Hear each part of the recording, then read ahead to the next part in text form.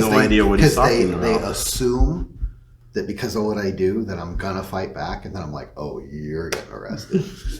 And I just call 911, and I'm like, this woman just attacked me. I hope you're not getting any of this on video. What do you think? We are not using any of this. This is not legal advice. Perfect, Don't dude. do this, whatever you do. Perfect. No, but Telling that's you. like a whole new level. Ready when you guys Okay. are. It might All be right. called inciting, though.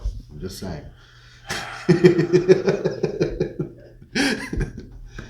So, where were we? I am the professional one that's trying to get you on track. Professional. Yes. That's I'm scary. very professional. You're the professional trying to get us on track. Yes. We are doomed. We are doomed. We were.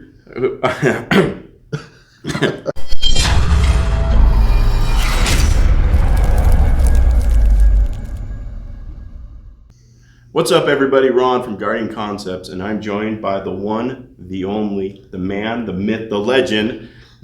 Who are you? I'm Patrick with Modern Civilian Combat, mccdefense.com. See, he's so amazing. I didn't think you would need to know his name because you would already know it. Oh, goodness. We're at the BPMF training facility. Wanted to take a few minutes to chat with you guys about some things that I've learned over the last little bit. We've got a training session that we're going to do here in a little while, so check out the BPMF website as well as the mccdefense.com website. You can find out when and where you can train with Patrick. The other day, Patrick was doing a women defense seminar here, and I had another class going, and I was kind of busy, and I'm like, whatever, I've done enough classes with Patrick. I'll just show up, be moral support, I'll do my business, and then I'll go. But I actually found myself sitting through the whole hour-long class, and I'm like, not only is it good information, but I'm like, he's actually kind of funny. Your whole thing about the heels.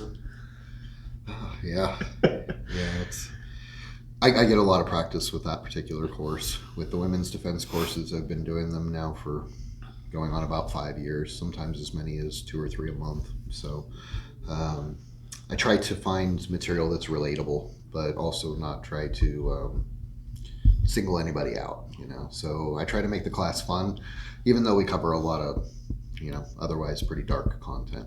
So.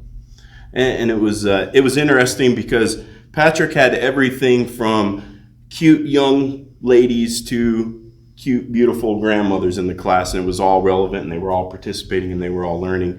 And the thing that I find interesting is I work out in the streets, and I deal with this, and I take these reports all the time, and what Patrick's teaching is completely relatable to the things that I'm seeing every day. A lot of people, they believe that they're going to be attacked by some crazy person out on the street when they're jogging. And what I find a lot of times, it's somebody that they know. It's a husband, a boyfriend, a dad, a stepdad, something maybe like that. A coworker or somebody that they know from going to school or something, but it's generally 90% of the time it's somebody that they already are aware of. And so what Patrick taught was, number one, in my world and what I teach, it's, a lot about firearms and shooting people. Would you feel comfortable shooting somebody that you know, like your brother, your husband, something like that? I wouldn't feel comfortable with it. And so what I find really powering is Patrick starts teaching women ways that they can defend themselves without having to kill a person. And that to me just sounds like the best of both worlds, as well as just being able to see the attacks coming and being able to avoid the attacks. Yeah, the beauty of the course is that we spend enough time, about an hour or so, working on physical responses of unavoidable violence. And statistically, 75% of the potentially violent altercations that you would run into could be avoided if you have good awareness and avoidance procedures. So I really try to take some time to talk about things that you can do to increase your potential to be successful in just all out avoiding those violent altercations. Then you have that other 25% that, whether it's truly random or it's targeted directly for you, it's unavoidable. So now you have to have some actual physical responses to deal with that as well. So you talked a little bit about kid stuff, and I'm a parent. What advice do you have for people on how to keep their kids safe, or maybe recognize an instant where maybe their child has been a victim of sexual abuse or something along those lines? I would have to say that there's one factor that's probably more important than all the rest of the factors, especially when it comes to the potential of kidnapping or sexual trauma in children. And it comes down to the ability to raise a child with healthy self-esteem. Um, it cannot be expressed deeply enough that a child that has healthy self-esteem does not go out searching for replacements in their life for a father figure or for a romantic figure, or succumb to the magic of being told that they're beautiful or that they're special, or that whatever attribute it is about them that's remarkable is unique. And unfortunately, when it comes to people that have low self-esteem, they're often very easily wooed with the magic of words, of being told that they're beautiful or being told that they're sexy, or wanting to emulate traits that are beyond their age as children. So unfortunately, and it's difficult because when parents go out and work all day long and then they battle through traffic to get home, and then they might be doing laundry or helping with homework and all of that stuff, to be patient enough to tell your child that they're smart and that they're beautiful and that they're special, and really reassuring all of those positive traits to build a strong young person that's not going to be wooed when some complete stranger says, "Hey, beautiful, come here, let me talk to you for a minute." It's like, they're going to go, "Yeah, of course I'm beautiful. Like, the people that love me tell me that all the time. That's all you have to offer," and really it just gives you a whole different projection of a strong individual, because they know their value, they know their worth, they're constantly reminded of it. And it's so hard to do. It's easy for me to say. I don't have children, so. I do, and I still listen to what you say. Well, I give the same to the children that I'm a part of their life. I want them to know that what they're doing is cool, and that they got to keep trying and to not give up, and to encourage them to meet their potential. And it's hard. We're all distracted with our own things, but when you build a person with strong self-esteem, it makes it very hard. It's like sending them out into the world with armor, so that they're not as easily, their defenses aren't as penetrable, and it's a lot more difficult for someone who's outside of their support structure to wedge their way in, and that's really, that detachment, that disassociation from the family unit is what makes children vulnerable. They say that most kids that are picked up, 75% or more, were already homeless or living on the streets, to where they're detached from the family unit. And then, and they're generally getting picked up within 48 to 72 hours of being on the street. They're not lurking around for weeks and months until they happen to stumble across a trafficker. So, unfortunately, it's like the best thing you can do is remind the young people in your life that they're loved and that they're appreciated and they're cared for and they're special, and then help them to grow in the ways that accentuate that. So you do children's classes, right? Yeah, I do. I've offered them for years. Okay. I say that as if I don't know. I had to have a segue piece, right? So what do you teach in your children's class that helps prepare children for those types of experiences, or dealing with bullying? Because bullying is such a big deal now. Kids are killing themselves. We got young kids, unfortunately, that are killing themselves. What things are you teaching in your classes to help prevent that from happening?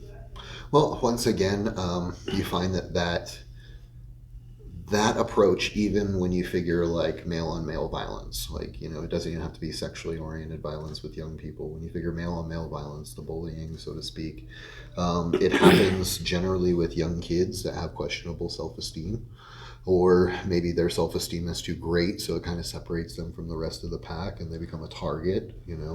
A lot of children like to identify themselves uniquely in the way they dress or with what their hobbies are, and that can single them out to being bullied. But the bottom line is, it doesn't happen to the kids that are confident. Right. It doesn't happen to the kids that know their value and know their worth and have been told their whole life that they're strong and that they're beautiful. And unfortunately, it's the ones that are getting sent out into the world without that very same protective armor that we were talking about.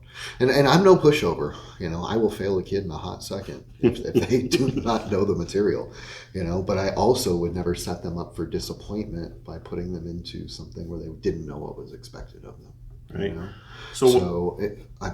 My biggest emphasis really is that, by preparing them for the real world and also letting them know that they're loved and that they're cared for, that bullying doesn't really break through as much. Now, we do work on the physical responses and things like that, but oftentimes they can learn to identify which kids are the trouble kids and invoke avoidance or other procedures of de-escalation. And what I found too is that when you have kids in a community that are all training together, they start to develop their own little security units amongst each other. Like we would have kids that knew each other because they went to the same elementary school, but they would have never even played with each other or even said hi to each other if they wouldn't have met each other in class. And now that they have this commonality, this bond, they're more likely to stick up for each other, to be there for each other, and to accentuate that bond that they have that started in class, but it drags over into other aspects of their life. I see it with the adults as well. So when I used to work in a school as a police officer, and one big problem that I saw time and time again with these kids getting into fights and being bullies or being bullied is how much time they were spending on social media.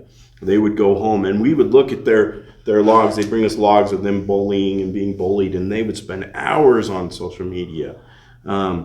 Big part of the reason why I brought my son to you for training is because he needs something else to do other than being on the computer, which he is right this second because we got to keep him busy while we're doing this. But hopefully Todd's out there beating up on him. Yeah. But also just that being pushed. We went on a little hike yesterday, and he was crying, and I'm tired, and it was like a mile. Yeah. And it's just about pushing through that uncomfortableness. Yeah, the hardship, and finding out that you can overcome it. Yeah.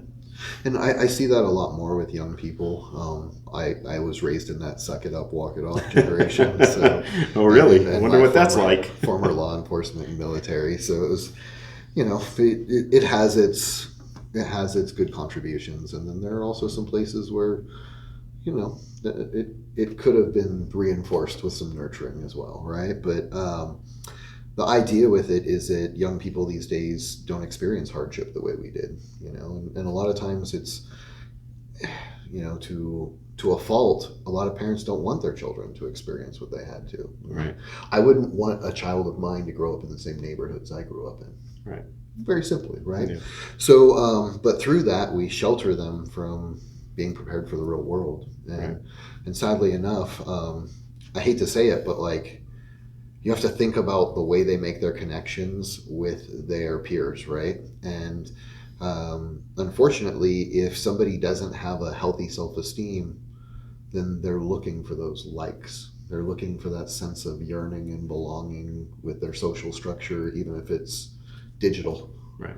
And the sad part is I've got a good friend, and we've been nagging him to get rid of TikTok on his phone.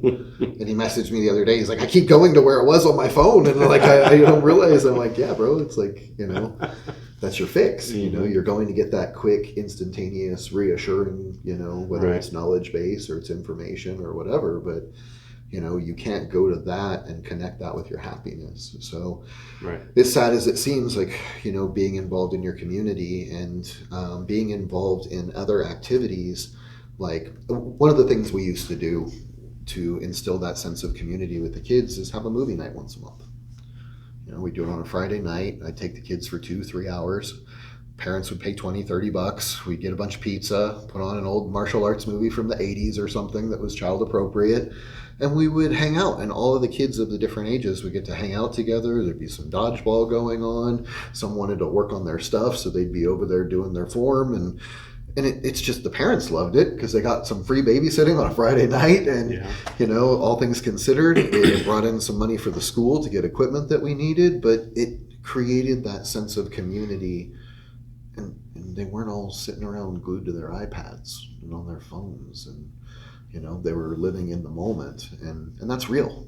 Yeah. Bottom line is that's real, and when we get convinced by what's happening on social media that that's real, I think that that's a big part of why kids are suicidal nowadays. I mean, think about you and me. We got bullied at least at 3:30. That stuff all came to an end, right? That's But usually when it starts now with these kids. They get home, they get on their social media, and it's all day. until the moment that they go to sleep, Yeah. they feel that outside pressure of a very unrealistic expectation of them. Right. And they may or may not be getting like love reinforced in their household, you know. And I'm not going to say that people that don't take their kids to sports or martial arts don't love their kids. It's just it's a quantitative way for you to show that you care Right. about what your child's doing and where their time goes. And sometimes they just don't know how to show their children that they love them.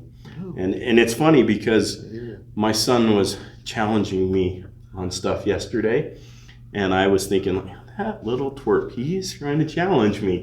And it's not that he was, which I wish he would challenge me more. He's a little too nice, but it's more of he wanted to know where the boundary was. That's how kids feel safe, secure, and loved. Is there's that boundary, and he knew that was the line. Don't cross it, and he didn't. And Yeah. sometimes you got to deal with that with kids, but And in the moment, they might be disappointed, but they Yeah. connect that with structure and Yeah. with you caring, Right. know.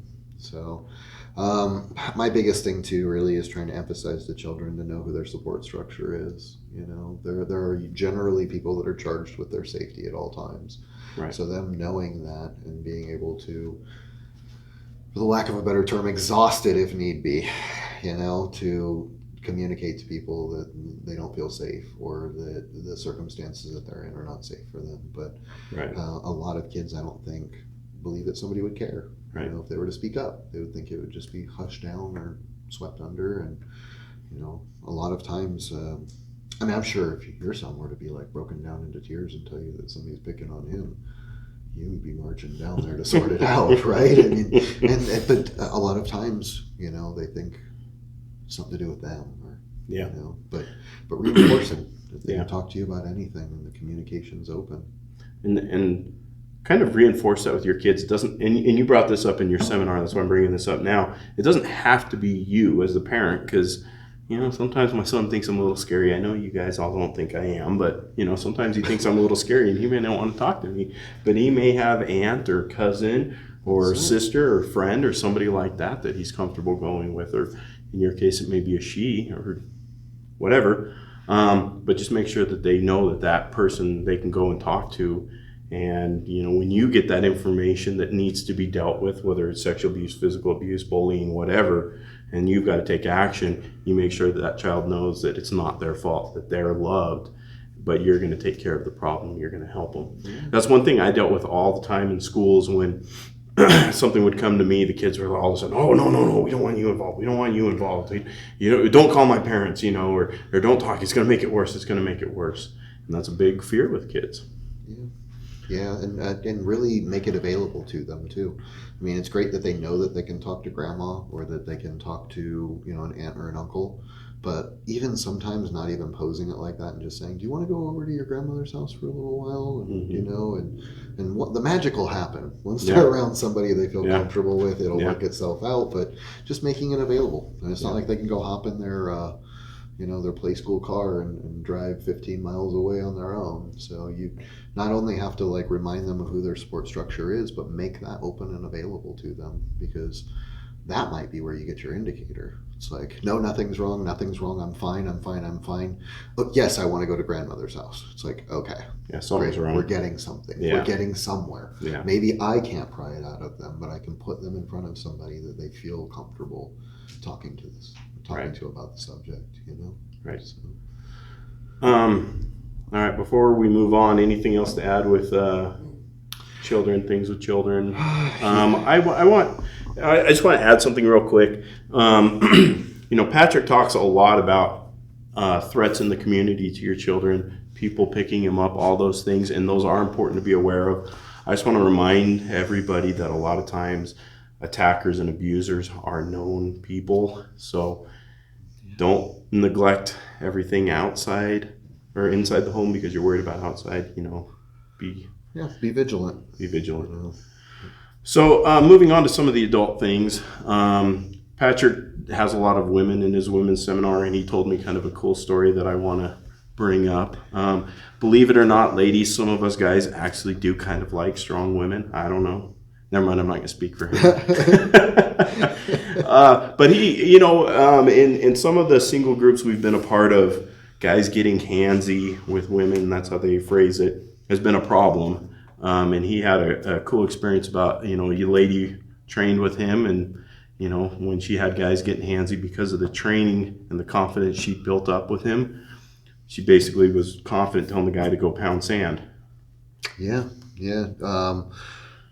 Amazing girl. She's, an athlete. That's how we first connected up and started talking. It's when I go to the gym and I see somebody that outworks me, it's always impressive. But she started coming to class and doing some stick and knife and just getting more confident. And she said before, if she was at like a nightclub or something and somebody put their arm around her, she'd usually just kind of, even if she felt uncomfortable, she'd brush it off or not really feel confident enough to speak up and say something, because what is she really even going to do about it? And that was the biggest thing that stuck out for her with her training, is that it gave her the confidence to be able to speak up and to enforce her boundaries. And it's sad because I've, with Ron being an officer, he can kind of confirm this. I brought it up in the class as well.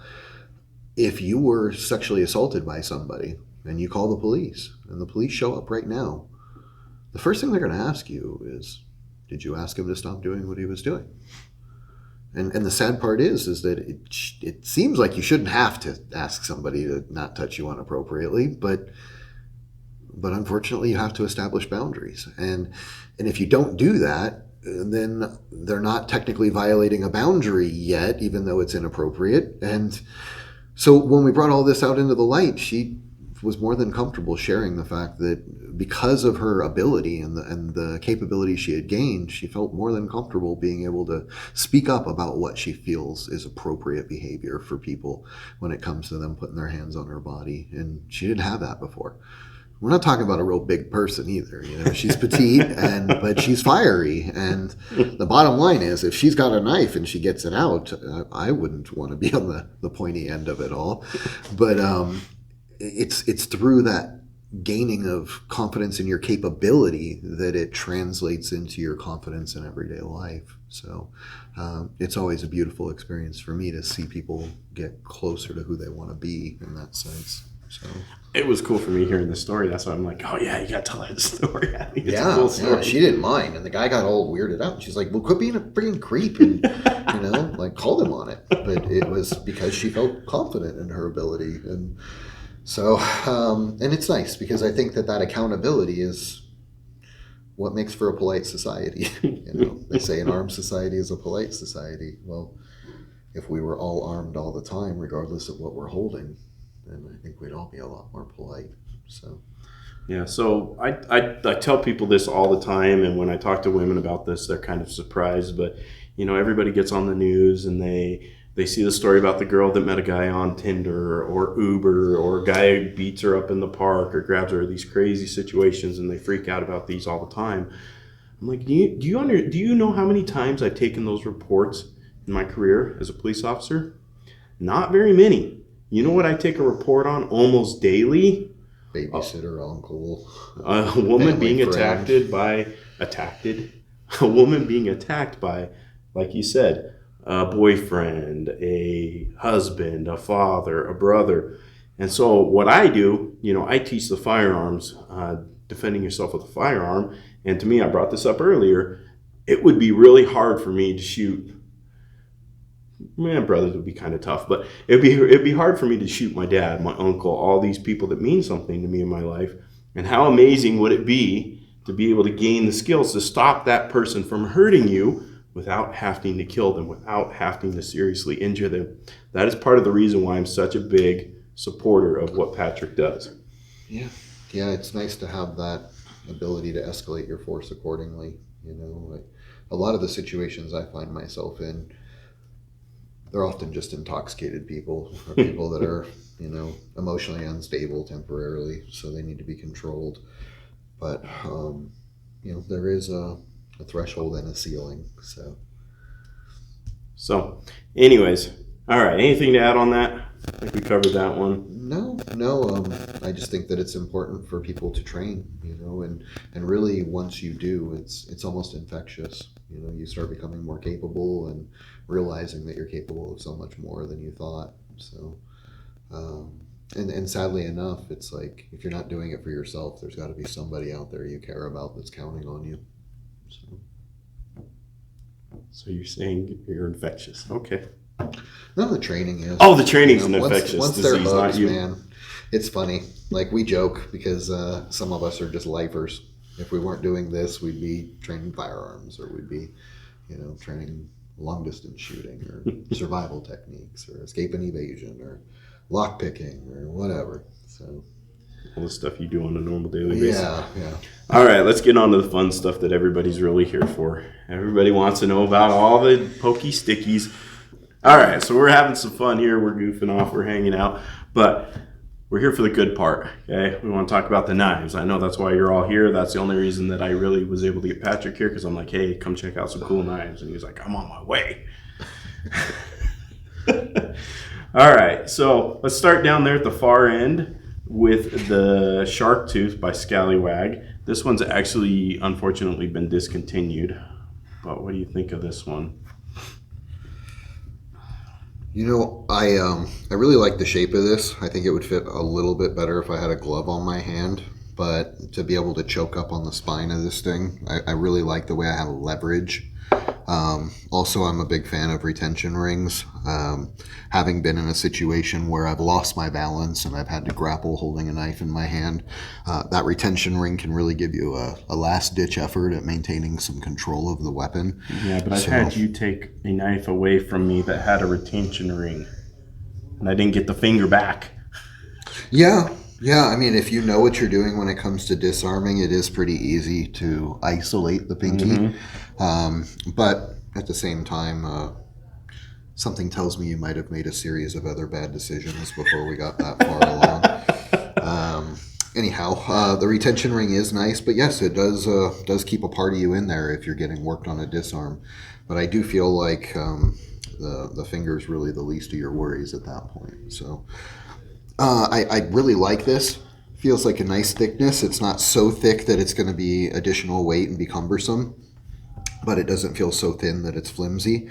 Also, I think that if you were to give this a little paracord wrap, you could kind of beef it up a little bit, or maybe even some of that the tape, the flex tape Yeah, that the they were monkey tape using. stuff. Yeah, I really like that stuff. I think that. Question for you. Do you think that this is intended to be carried in a traditional grip, or do you think it's intended to be carried in more of an underhand grip? Because this is how I thought it was supposed to be carried. I really like the way it fit in this forward grip because I can choke up on it and assist with my thumb on the spine. I've noticed that when I go to really hack into something, when I'm trying to cut through meat and I might be hitting bone, that this grip is really structurally kind of weak when I have my thumb on the spine to reinforce it's a stronger grip. Now, when I do switch to this grip, it doesn't feel as comfortable to me. Okay. I don't know if it's just because we don't really have anything around here to fill up my palm, but because my palm is so big, when I align the blade with my knuckles, it just feels like there's too much space in there for me. Gotcha. Now, I know a lot of these blades, we've talked about it before with the Scallywag guys, they make to be able to tweak your grip a little bit with, some paracord or the monkey tape or whatever you want to use. There are some benefits to it. It's just a matter of what you're configuring the tool for. So, all right. So this is the Shark Tooth by Scallywag. Unfortunately, this one's been discontinued. But if you really like it, maybe if you send the captain a bunch of emails, they'll start making it again. Who knows? Yeah, maybe do a limited run. This one's turned into a little bit of a collector's blade for me. Some of these I have them just because I think they're cool. This is one of them. That was the first one I really picked up that I liked. All right, so let's move on to the Dew Claw. This one has been used a little bit, so yeah, you dare hand me a dirty knife. It's horrible. If I handed him my rifle looking like that, I would be getting some guff. Hey, Todd likes that. Well, this thing, if I ever just need to bonk you over the head with it, it'll do that. You got about a 1/4 inch of steel here, it looks like. This thing is just beefy. I'm sure this would go in handy really nice with processing an animal. I like these heavier blades because you'll get into this moment where you kind of need to chop apart a joint, and these kind of make light work of that kind of stuff. But if you look here, you get a nice taper down from that spine down to the blade. So you know you're not going to break anything like this. And it's just going to, with that weight and leverage that you have, cleave in. So it's a really nice looking tool. This is something, because of the weight on it though, I probably wouldn't carry it around every day. It would be more of like a dress out for a kid, or if I'm doing some hiking or camping or something. But So what if you needed to use that for defensive purposes? Would you Well- feel like another knife would be a better choice, or? You know, the first thing that comes to mind is you don't have a lot of puncturing ability with it. You know, I do like thrusting when I'm using an edged weapon tool for defense, just because it creates more internal confusion and trauma. So when you can thrust in, even though the wound might not be as big as a slash, they tend to be more detrimental to the overall blood pressure and trauma that's being experienced versus a surface slash. With something like this, you're limited to just the slashing ability. So I think that what style of defense you utilize would also come into play. Some knife styles of defense are very, very puncture oriented, so this would not be a desirable blade. What about the Like, type for that instance, Libre. Like a Libre does a lot of Nacho Libre? a lot of puncturing, you know, and a lot of reverse grip stuff. They do score somewhat. There's some slashing and stuff that takes place, but it's not their primary method. So it's just, I would think of it more as like a utilitarian tool than I would a primary defensive knife. So. And that's what I've got it for. That's why if you look, there's sap and crap all over it, because I was using it to work Building a with. log cabin. I was building my log. Yeah. Anyways, this is the Scallywag Duclaw, and I agree. I think this one is much more of a utilitarian blade than a defensive blade, and that's what I have it. That's what I use it for. This one goes with me camping and outdoors, hiking, all that fun stuff. So let's do that. So this there's two models that Scallywag makes. Two models of the dagger that Scallywag makes. This is the D2. And this one is the aluminum. The difference with them is the weight. And we're going to mostly talk about the aluminum because Patrick's already reviewed the D2. But why don't you tell us what your thoughts are on these ones? You know, I really like it. I mean, the D2 steel, I feel like if I had to pry a door open with this thing, I probably could. But when you're talking about flesh, which is what most of these knives are being made for, this is going to be more than enough, and it's not going to weigh you down. If you were going to try to go with some type of concealed carry too, you're not going to feel like you're carrying a pry bar against your body. I do like it. Just bear in mind that with the fine point that you have here, let's see if I can hold that still enough with all my caffeine, that fine point. You know, if you were to flail off of a rib, or you were to miss an initial shot, or you were to drop it, it's just going to be a bit more delicate of a blade. But when it comes to flesh, I assure you, if you were to jam this into somebody's trunk, they're not going to know if it was aluminum or D2 when it goes inside of them. So I'm a firm believer that, you know, a lot of knife collectors, they don't mind spending $100+ on a knife. But when you put out knives in various different materials, this gives other people a nice entry point to be able to get in on a nice blade, but not be held over the coals because the material and the tooling and everything else just takes so much longer to process it. So with these lighter weight metals, they also process so much quicker. It's a softer metal. So I think it's great that they're putting out more options for their tools, because not everybody needs a heavy duty D2 steel that's going to last a lifetime or two. A lot of these people are going to use this knife once, and then it's going to become Exhibit A, and they'll probably never see it again. So bear in mind, I'm sure it would do at least two or three uses without it ever being an issue. It's just the only thing that would scare me about something like this is if I had two left hands and happened to drop it on steel or something, or I didn't click it all the way in my sheath and drop it down and pop the tip on it or something. So anyhow, I think they're an amazing design and shape, and I did like the way this felt with the glove on it. I think it's the Guardian is the next bigger one. Yeah, that one's just a little too big for me. I own that one too, though. I don't know. Some people have an issue with these because, this thing's dull as crap right here. That's obviously a design flaw, right? This is supposed to be sharp, not dull. Well, you have to think about the purpose of the knife. If you were to look at that, does it look like it's made for cutting or for poking? Like the way you brush your thumb across this, right? Would you brush your thumb across that the same way? So when you start thinking about these tools, right, just how I used the limitations of this tool being ideally that it's made for slashing and that there's not much of a point that allows for you to thrust. This, however, you could slash with it. It's designed to be a thrusting knife. And if anything, I would say that these sharpened edges for when you thrust in, kind of scooping or ripping out would be ideal. If I'm in here, I'm going to be scooping or ripping out. If I'm here, I'm going to be coming in, or here, I'm going to be scooping and ripping out while I'm working the tool. So it doesn't necessarily need to cut through leather or through a winter coat to get into somebody. It's going to go right through all of that because of the surface area. So just purpose-built tools is all. When you think about this being primarily a slasher, I would put this into the poker category. That's going to slide right through ribs, whereas this is just going to drag across them. So this is really, it was a joke. There was a joke on Facebook. Some guy said that his Scallywag knife was junk because the edges weren't sharp, and a bunch of cops and veterans kind of politely educated the person. Yeah, drop it on your foot, like pointing wise, see if it's not sharp.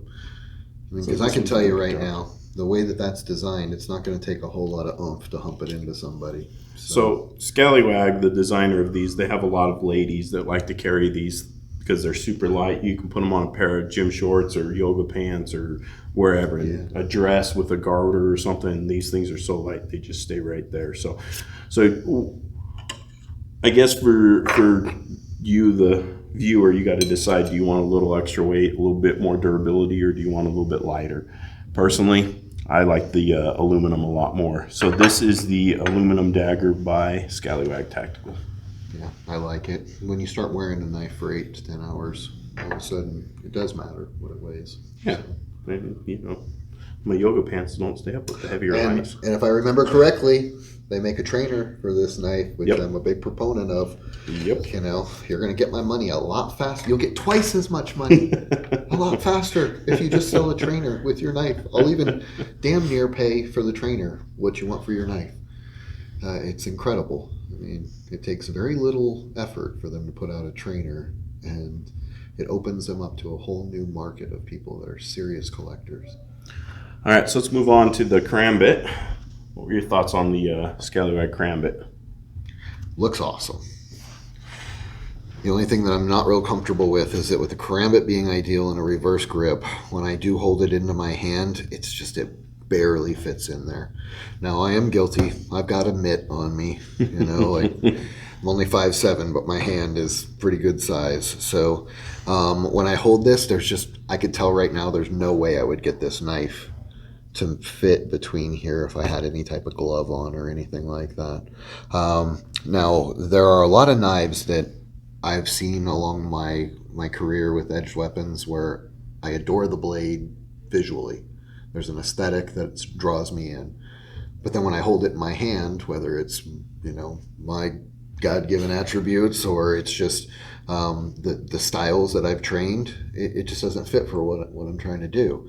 Now, the other thing that I noticed with this is that for me to be able to utilize this as a thrusting tool, I have to kind of create a off angle for me in my wrist to be able to thrust the blade forward. Now, if I'm slashing, that's one thing, but these tend to be more telegraphed type of movements. But if I want to jam straight forward, I've got to kind of cock my wrist in a weird way. So for me, the angle is just a little off. When I hold it in a forward grip and I adjust it in here, I like that there's a couple of different thumb ramps here for us to choke up on to be able to get more leverage in that blade. This is probably the only way I would feel comfortable carrying this karambit, because when I flip to the reverse, the geometry is just a little off for me. I don't feel like I could jab with it or be quick. So anyhow, I do love it aesthetically. I think it's a beautiful looking blade. And then once again, you see where they've left some leeway for you to be able to customize your own handling here. So it's just, I feel like I need about a half a digits more space spread out throughout here just to be able to fit my big old mitt. But, you know, I'm a big fan of karambits and retention rings. It's just, a lot of the ones that I carry tend to be in the 2 to 2.5 inch range too. This is a bit more traditional. You've got like at least a 3-inch blade here. Looks like nearly 3 1/4. So I have another one. In fact, it's probably out in my truck right now that has serration right here. What are your thoughts on having serration there, and does that really add much value to the blade? You know, when you start looking at a blade like this and the serrations are only down at the bottom of the belly, it's going to be great if you've got to cut a seat belt, or if you need to cut rope, or you need to relieve tension on something really quickly, like an emergency release, like if you're a first responder or something. But I tend to stay away from those blades personally because I'm not that. And when I have a blade that has serrations on it, it's much more difficult for you to maintain and be able to keep sharp. You can find professionals that will sharpen serrated blades, but it is a bit more difficult to maintain the blade if you put wear and tear on it. Also, if I'm not looking for that extra bite to get through really thick material, I don't need it. But the serrations tend to be nice on these straighter blades. If I took something like this and it had serrations on it where I'm going to get physical contact, it's great when you're cutting through layers. But because of the dynamic of this blade, if I'm holding it in a forehand grip, it's the top half I'm going to make contact with initially. It's never really going to catch those serrations that are at the belly on a human in a defensive aspect. But if I'm trying to like cut out of a seat belt, I'm going to seat whatever it is in that belly and use those serrations. Or if I'm cutting a rope, I'm going to use those serrations. So defensively, it doesn't really add any benefit on a karambit. I think that it gives you added benefits for the utilitarian use of the knife. Mm-hmm. But when it comes to a straight blade and you have serrations on that bottom half, I think that there's a lot of functionality, because if you're trying to get through a leather jacket, or you figure like a motorcycle riding jacket, things that have that canvas, mm-hmm. or Cordura, you got to think like, mm-hmm. It doesn't matter if we're talking about winter in Utah and somebody having snowboarding gear and a sweatshirt and whatever, or if somebody's on a motorcycle or they've got a kit build out. You need to be able to cut through various layers. So in straight blades, I don't mind a serration so much, but in the karambits, I tend to kind of steer away from them. Okay. So it's the Scallywag karambit. Pretty cool knife as far as looking. All right, so we talked a little earlier about some children's stuff and some children defense. And I've got a couple knives here that I want to ask Patrick what his thoughts are as far as knives for your children. So with my son, I've started introducing him to knives, and he's cutting away on sticks and logs and all that stuff. One of them I've got here, one of them is the mini, and the other one's the mini jack. I can't remember which is which. This one is technically a neck blade, and if you want to know what Patrick's thoughts are on neck blades, we have a video. So you can go pull that one up, but I'm gonna see what your thoughts are on these two little ones as far as for teaching your children how to start using knives and being safe with knives and not cutting themselves and all that fun stuff. Something like this is kind of simple and plain. I like the fact that it's a fixed blade, Because initially, when you start with a young child, you want them to respect the blade, but not have to worry about a lot of mechanical facets. You know, the less amount of moving parts you can have, the better. So having something like this that's fixed, where they just need to deploy it, and then they learn to respect it as a tool, this is probably going to be a much more functional blade. When it comes to utilizing something like this, it's pretty easy for him to choke up on it. If he was having to lever here and didn't have anywhere to position, it's a lot of leverage to move around in the hand. But since he can put his thumb behind it and kind of shave away from himself, it gives him a lot of leverage, you know, which you figure a little person's going to have to be able to manipulate the tool comfortably. Also, you figure with his little hand, it's going to fit in here nice and comfortable versus, you know, for me, it's like my Glock 26, you know, my pinky doesn't have anywhere to go without an extended mag, right? So, but as a neck knife, I can tell you that somebody who's skilled, well, what do I need? That's about 1.25 inches. Even with this much, I can do a lot of work. So, with the neck knife, the thing that I like about them is you have a good versatility. You're also going to have an easy deployability. Somebody comes up behind you, or you end up on your side, on the ground, on your back. You oftentimes could end up laying on your knife where you can't get to it to deploy it. So with the neck knife, you have some unique availability, but you also have to watch out, because if you're grappling or doing any type of chest-to-chest movement, these things can sometimes come out of the sheath. And I don't know about you, but that's a little too close to home for me. So when I see that somebody has a chain for a neck knife, and then I see the outline here, it's not very hard for me to, you know, grab, pull down, and just turn that tool right into them. So when you start thinking about having something here, just make sure that you have proper cover garments to not be printing and exposing yourself. But I think as a first knife for your boy, it's really a great knife, and it gives him just enough to where he can learn to respect it, but not be able to be overwhelmed by it. This little guy, you know, there's a lot of discussion when it comes to liner locks against the spine locks. The liner locks, a lot of people feel like they're a little more temperamental, because when you're holding the knife, if you are gripping it and it's being manipulated, it's easier for this to fold back in on you. So these liner locks, a lot of people are not a big fan of them. I don't tend to mind so much, but just bear in mind when you're assessing a nice folding blade, if you can go with a liner lock versus, or I'm sorry, a spine lock versus a liner lock, they tend to be just a little more solid and reliable. But this has a nice action to it, and it would be a great first knife for a young person. The thing about these little utility knives is they're kind of like a catch-all. You know, they open your boxes, you end up cutting fabric with them, you do all kinds of different stuff with these, but they tend to get a lot of play. You know, you see all these bigger, fancier knives, but they're not as easy to tote around as something like this just in your back pocket. So this also has a nice action to it. You're getting a little bit of a spring assist here. If you look,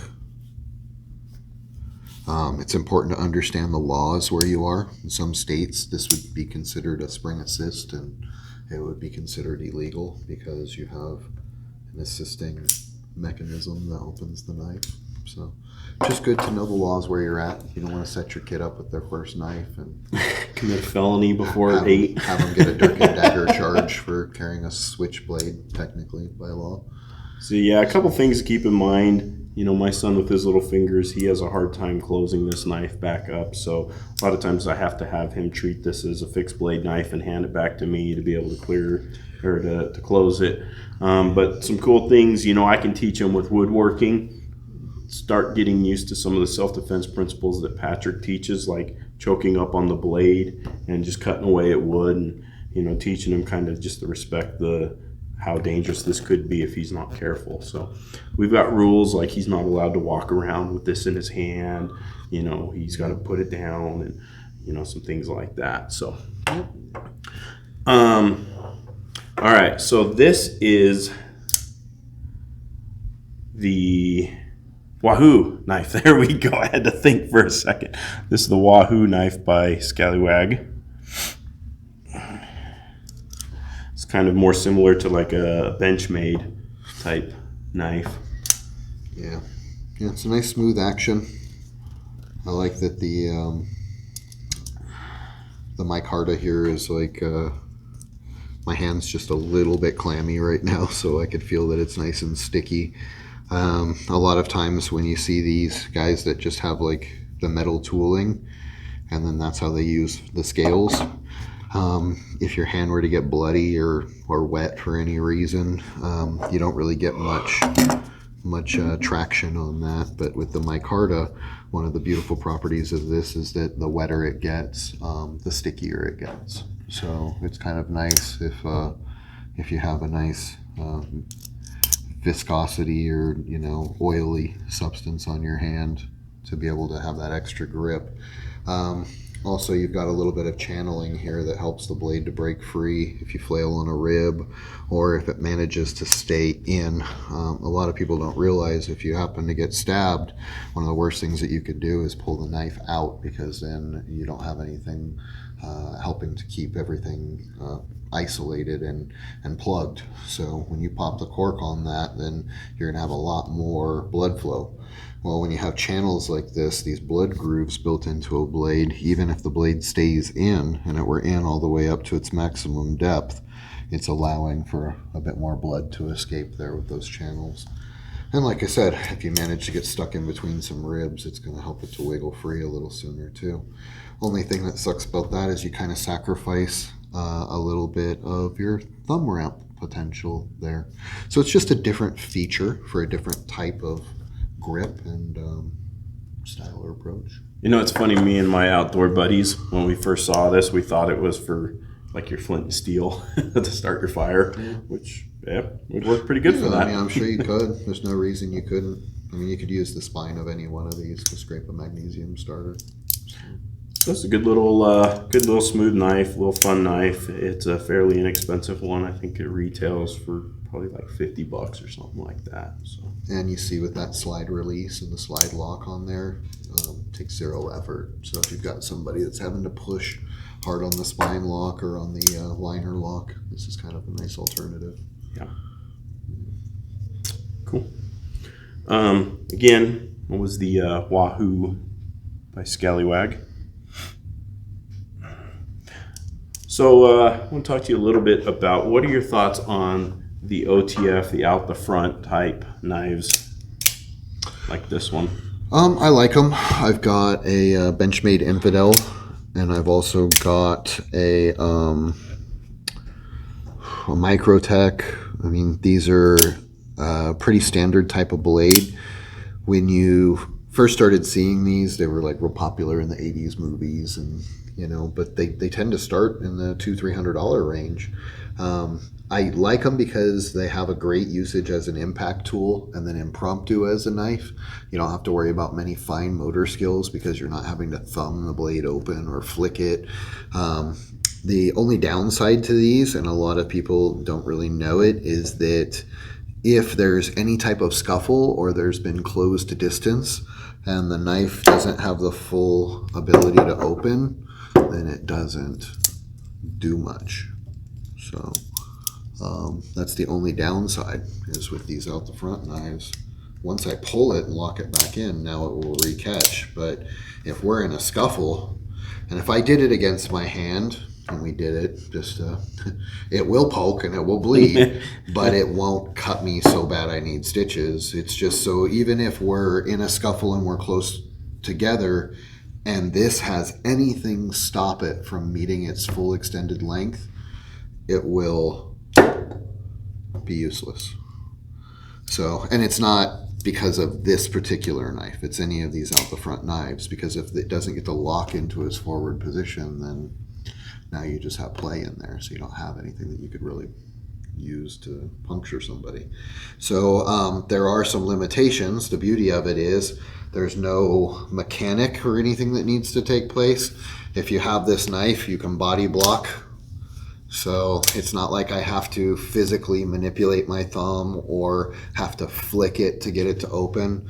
So from here, it's pretty easy for me to manipulate the knife very easily. But what's the sound? If we're close and I hear that, that's a pretty strong indicator. It's no different than the classic cocking of a hammer. Everybody knows what the pump of a shotgun sounds like. Everybody knows. So if I hear this noise, I instantly think knife. So to me, it's not without an announcement. It's almost like a bugle goes off when this guy enters the room. So when you start thinking about some of your other knives, by the time they flick open, you're ready to use them. But with this, I have to flick it substantially earlier than using it, because if I do it on the way to my target, it's a possibility that I'll jam it up and not get it fully extended. Now I do like them. They're fancy. They're kind of like a status piece in the knife world. Everybody has one that's a serious collector, whether you have like a Benchmade Infidel or, you know, I think they're like $300-400. You can darn near buy a Glock for what one of these front opening knives costs. But I do think that they're nice. It's just personally, I don't think I'd rather have two of a knife that I think is a little bit more functional. So what's your thoughts on these different tips of the blade, having more of a Tonto pointed versus more of the rounded traditional, or whatever you call that? You know, the Tonto is a very unique blade, and with its Japanese design, it's withstood the test of time. It really has to do with the angle of the cut. You can see various different versions of the Tonto, and you know, aesthetically, I think they're ugly as hell. I don't own any Tontos other than the PY. The PY is a knife that one of my instructors designed, and it's so long and slender, but it still has that little Tonto cut to it. I'm just not a fan. You know, I've never liked the traditional Japanese Tontos, but they're meant to be a thrusting or hacking blade. So it's meant to be that perfect blend, to not be so committed to a Tonto that you lose the versatility of one or the other style of force. Because if you look at this, even this could be considered a Tonto. It's just a radical variation in the edge. Now when you look at this, this could be considered a Tonto too. It's just this one has an obtuse angle and this one has an acute angle, but they're both technically like a Tonto. So when you look at these blades, when you start looking at the length of this edge here, if that came all the way down to here, it would be a much longer version of a Tonto. So when you start looking at certain Tontos, they become very, very puncture oriented. And then other Tontos, like this, are very fat and more slash oriented. This wouldn't be as ideal of a puncturing knife. Not to say you couldn't do either one, but it's just when you start looking at the geometry and where they proportion out the edges, they all have a different use. It's just, for me, aesthetically, I'd like one sweeping blade. I like a chamfered spine, which would be similar to this, but just rounded so that it can go in and out easy, but it doesn't need to be sharp. The only reason for that is the minute I sharpen both edges, a large percentage of the states in the country, somebody can't even carry that model of knife. You know, so if I want to make something that's universally versatile for people to carry, I want the most states to be able to process it as a legal defense blade.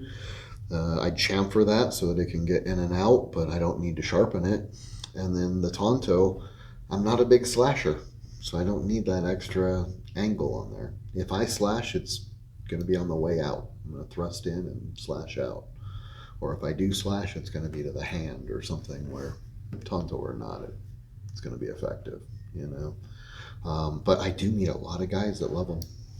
You know, I know, it's crazy. I mean, but it's just a matter of style, you know. I have to say I would take something with a nice straight blade like this or like this over a tonto any day. And it's just, I think, the style that I prefer, so. All right, this was this was a special by Sofo Survival that he produced. I don't know if he's even selling these anymore, but you could check it out, see if he's got any. So that's that one. Yeah. All right, so this one is the Hunter by Scallywag Tactical. This is another one that has been discontinued, so you can't get one. Yeah. So if you like it, tough. So what's your thoughts on this? I imagine it would probably be a really good skinning knife, or for clipping your fingernails, apparently. Oh, just seeing how it. Dude, listen, that's a collectible. Don't It's all right. Trust me. If I'm gonna hurt it. Jeez, I cut open a box once and you freaked out on me. Well, once again, you start seeing here. This is a purpose-built knife. They did make this for somebody that's going to be gloved. I imagine if you're out hunting, you're going to want all the protection that you can get when you're going through bush and debris. You've got a nice sharpened edge here. I mean, it's going right through my fingernail like butter. And also, when you start to understand what it's like to process an animal, this is going to be nice because you don't necessarily have to have a gut hook if you have a good shape to your blade and can fit right underneath of the fascia layer. Mm-hmm. So you can slide right underneath between the skin and the intestinal sac, and it comes apart really easy. So it's just, you could tell that there's been a lot of thought process put into the shape of the blade for an actual hunting knife.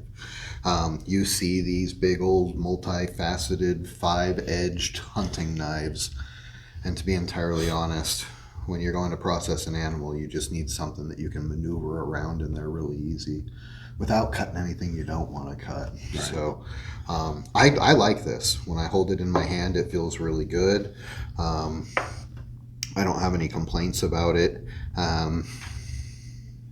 And even up here, you've got this extra little jibbing. Like I said, it just helps you to not slip in front of it when you're working your way right up the gut. So I'm a fan. I like it. What if I'm out hunting and I get bored because I've scared off all the deer because I'm noisy as and I shouldn't be out there anyways, and I get attacked by a bunch of ninjas and I got to use this thing to defend myself?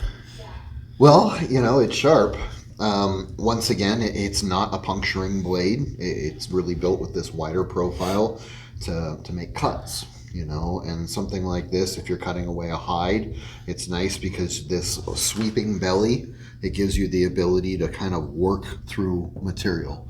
So when you've taken all your knives out and you've actually gone and slaughtered a bunch of pigs with them, it's like all of a sudden now you start feeling what it feels like to have different blade shapes and angles when you're trying to process a hide.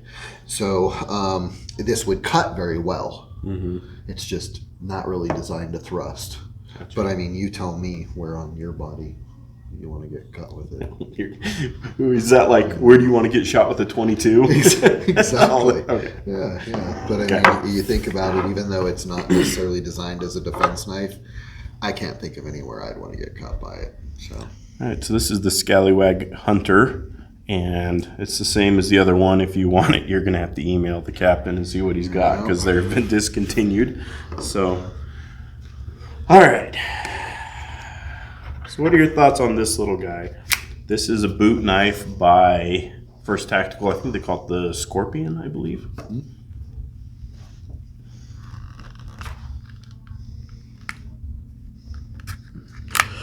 That's weird. So, sorry. To give you an idea, I have to pull this while I pull the knife. This is backwards. I should be pushing off of this to peel the knife out. If I have to squeeze this and pull, it doesn't allow this hand to seat onto anything. So if this was actually flipped around to where I rolled it out of the sheath by rolling the switch, it would fit so much more comfortably. But the fact that I have to pull this towards me and then try to manipulate this out and then reseat myself on it, I don't like the way it deploys right away, I can tell you that. But once again, that becomes a sheath issue. There's this way you can do it as well. That's $5 worth of Kydex, right? Where you take it off entirely. If you put it in backwards. Yeah, and then it just has no retention. Mm-hmm. Yeah, so. Yeah, it's not too bad, but doesn't feel as comfortable as when it's seated in there and locked. Okay, so let's get to the blade, because that's $3 worth of Kydex, right? And we can replace that with 5 rivets. But when you hold the blade itself, seats into your hand pretty nicely. I don't know what this is for, other than if you were going to ditch the finger loop altogether. This does feel comfortable. I feel like with this you get a little bit of a punching nature because it comes straight out, and you have the ability to slash. So it does have nice versatility. You don't have a chamfered spine, so if you did thrust in, it'll poke, but it's not going to want to slide in very well on that top of the spine. There isn't a way about this thing that feels comfortable. That would not make me feel like I'm not going to slide over that if I had to stab. So I feel like there's really not much usefulness in a reverse grip. So if I'm coming out of the neck, it needs to be forward grip, and that's about your only use with this thing. This is actually designed as a boot knife. Yeah, I don't know. I don't know how I feel about it, dude. The sheath right out of the gate, I would have to ditch and completely remake, just because it's either that or I'm going to run it with no retention. And you can tell it's not a universal sheath because the blade isn't symmetrical. So you're just kind of putting it in there backwards so it won't lock. This is a perfect example for me of people that build stuff that don't use it. They build stuff with the best of intentions. It looks functional, it seems functional, but they never put it in their boot and tried to deploy it to feel what it feels like, because you would not have any reason to use your mechanism in this direction. It would be like having your safety release switch on a duty holster being backwards to where you're having to pull the switch while you pull the gun out instead of pushing the switch and then pulling the gun. Doesn't make any sense. So let's say if we take away this and we just have the blade. Yeah, you got a good forward grip, and you can slash and you can thrust with it, but Like as a last ditch effort kind of thing, that's all you got. yeah, and even then, it's like I'd feel more comfortable with a straight blade I could actually wrap my hand around. That's the big problem when you start humping a knife into something. It's very easy for you to slip over the blade profile.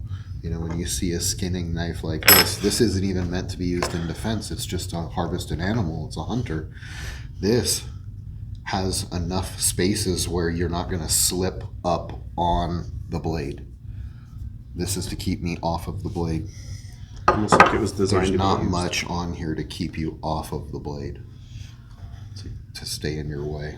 So it's very lightweight. You know, it's minimalist, and you could sneak it into places pretty easy. But to be honest, it's like, you know, you better be on your knees with a gun to your head if you're going to pull that thing out. Okay. That's the first tactical Scorpion, I believe. Their little boot knife. Yeah, it's a little too small for my hand, I think. Have to go ask somebody if they were part of designing that one. All right. So moving on, this one has become one of my very favorite knives. I call this my fidget spinner knife because I just sit there and play with this one for hours on end. This is the Mako by Scallywag Tactical. Very smooth knife. Like the way it feels. Seats in your hand nice when you reinforce with your thumb. Once again, if I go to thrust into something, I don't have to worry about sliding over. So you've got a nice seating here for your fingers. And then even here, there's plenty of space where I don't have to worry about coming out over the blade. So I really do like this knife. Also with the slide lock, it's very clean. When you move with this knife, it feels very smooth. Now, once again, you have to be aware that because of that slide lock, you get a little bit of that spring assist. So make sure you're checking your local laws if this is a knife you're interested in, because I would hate for that to be something that you don't know that could be used against you. And it's got a nice weight to it as well. When you figure, we were talking a little bit about micarta earlier. They went with a nice micarta grip, and that as you feel it here, if you were to get this wet at all, it immediately gets kind of a tackiness to it. So, and I guess a lot of people don't know it, but when they make micarta, it's generally like a petrified kind of canvas. What they'll do is they'll take layers of canvas and glue, and they'll stack it over and over and over again. And then when it hardens, then they shape it into these scales. But so if you look at this one, you can actually see the fibers of the canvas that they used in it. So you could take any of your old like BDUs, if you like a particular pattern that they have, and you could take the canvas and stack it, and you only need a certain amount of thickness. If you look at the thickness of that scale there off the metal, what would that be? Maybe 5-10 layers of canvas on top of each other glued. But you can actually take something that you've got sentimental value to, make your own micarta, and then make your own little your own blade handle from it. So I think it's nice. It's classy look, and when you can actually see the fibers of the micarta in there, it looks beautiful. Now that you know what you're looking at when you look at one of these, you can see it too. I think it adds a lot of character to the knives. A lot of guys are just using G10 scales, and such a simple quick fix, but I think the micarta looks much classier. So this has become one of my favorite knives, just for the play factor. Yeah. Screw around with it, and like Patrick said, also, I don't know how much you really got into. I think you said a little bit, but this part where you can kind of wrap your thumb around the top here or the bottom, depending on how you're holding it, it just locks real tight right into your hand. And I love just that shape to it. Let's be honest, we all have these knives and we're thinking we're going to be ninjas and we're going to use them to defend ourselves with them. But what do we all use them for? Well, except for you. All of us normal people, what do we use them for? Amazon. We're sitting there, we're cutting open boxes, we're cutting strings, and this thing just works awesome for that. And for the, I think, $50, $45 price tag that this thing has on it, I just think everybody should have one of these. I love this knife. It's a nice knife. All right, so let's move on to the Scallywag Blackwater folder, I should say.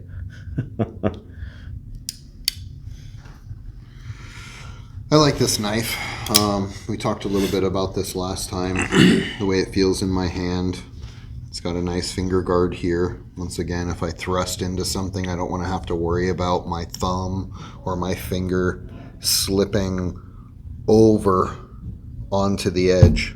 So if I move forward, I want to have the ability to have reinforcement here and here to keep my hand from sliding up over the edge of the blade. So when you reverse this and you slip it into your hand backwards, everything aligns right up in there. So even in a reverse grip, it seats your hand in there safely. So if you're stabbing and you miss and you hit the ground or you hit a wall or something, you don't have to worry about sliding over the blade and cutting yourself. Once again, it is a Tonto shape, but it does have more of that streamline to it, to where it has a bit more of a thrusting profile, which I do like that. Bear in mind, this also has the same fluidity in the opening that you guys will see with this guy here. I'm sorry, this one that we were just holding up. I noticed that it's a nice motion that they've got here. But once again, we did talk about some of the limitations of the liner lock. So, just make sure that that's a mechanism that you're comfortable with. When you're using this, you've also got enough of a butt sticking out of there if you needed to use it as an impact tool. You're going to get some of that as well. So I'm a big fan of this. I like this blade both in the folder and in the fixed. They're some of my favorites that Scallywag puts out. So one thing that I found, with my fidgetiness, if you use your left hand, it makes it really hard to deploy this if you push on this, side lock part. So you just have to be aware of that with where you put your hand.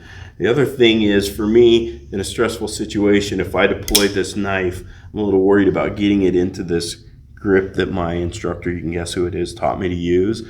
I don't know your thoughts on this, but I would think for me, with how this deploys, I would use this in more of an overhand grip than risking dropping it getting into this underhand grip.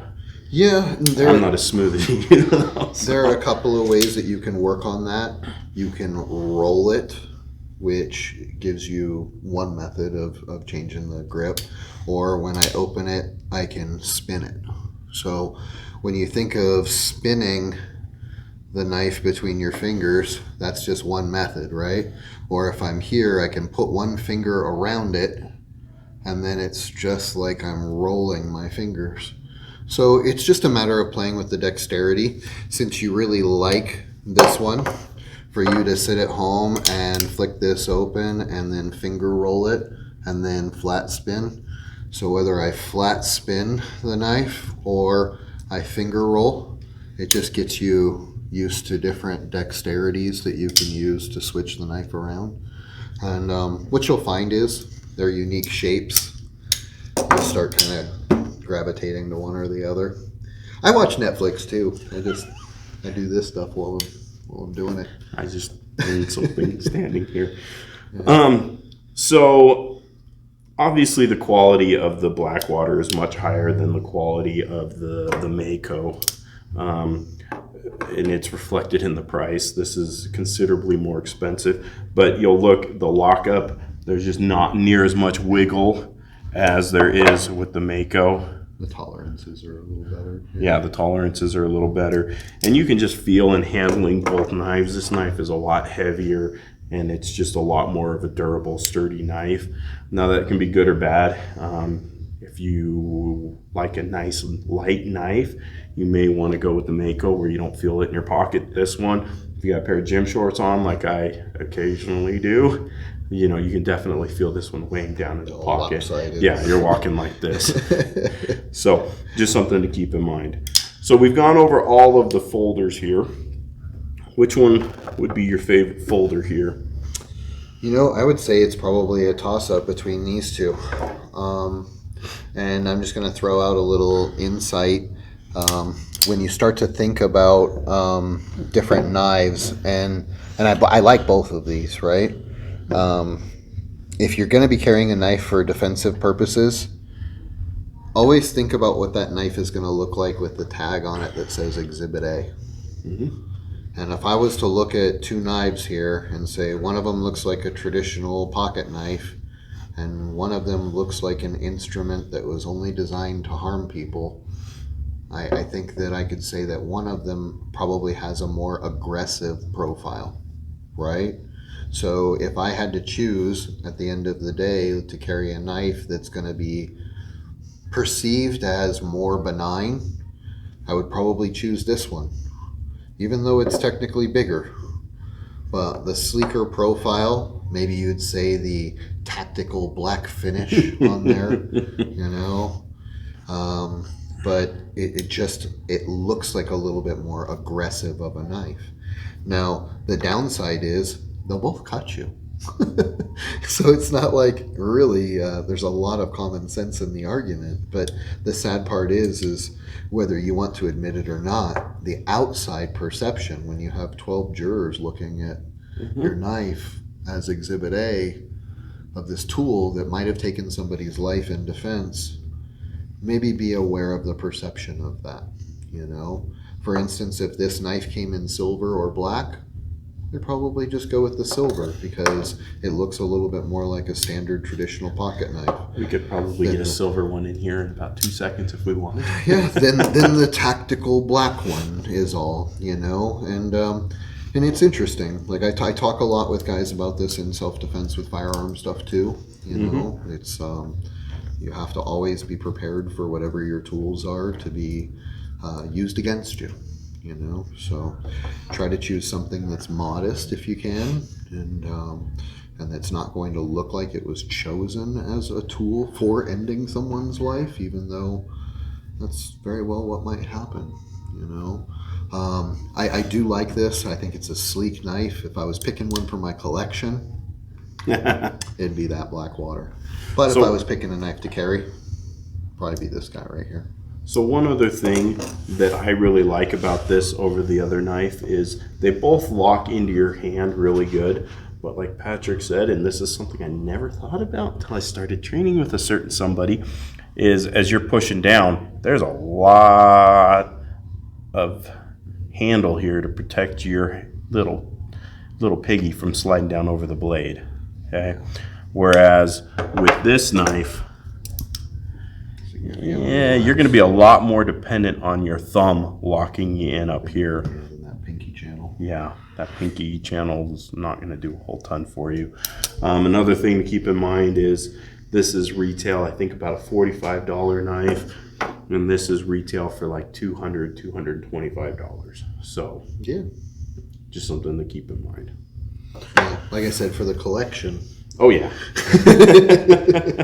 Well, and Todd carries this knife every single day. He loves this knife. He uses it for opening packages and everything. So, but he's got it in gray. He doesn't have it in the operator black like I do. The SWAT black. All right. So moving on. Okay. So we now have the Blackwater fixed blade, and this one is going to be going up, and we're going to get Patrick's thought against his previous videos. Previously in a previous video, his preferred fixed blade knife, the Aculus. So we're going to hear his thoughts and which one is his favorite knife. So go ahead and give us your thoughts on the Blackwater. Well, I can tell right away it's a little bit more substantial in size than the folder. You've got a bit more thumb ramp here, and this looks like it would be a lot more ideal if I was to have a glove on. If I was to be wearing a glove with the folder, I think that it would probably be a little too small for my hand. So when I wear a glove with a fixed blade, I want to make sure that I'm not kind of crowding the blade too much.